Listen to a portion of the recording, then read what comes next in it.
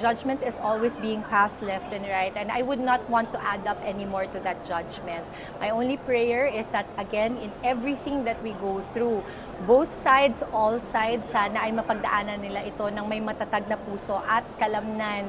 Kasi nobody wants this on anybody. Kahit hindi mo pa gusto yung tao, wala kang magugustuhan ng pagdaanan nila ito.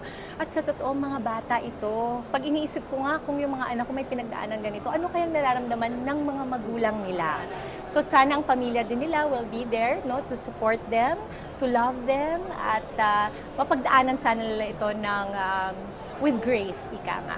Ang dami sa kanila, mga naging anak mo, naging nakatrabaho mo, di ba? So, ikaw pag may mga ganyang issue na hurt ka ba? Ako, napapadasal ako.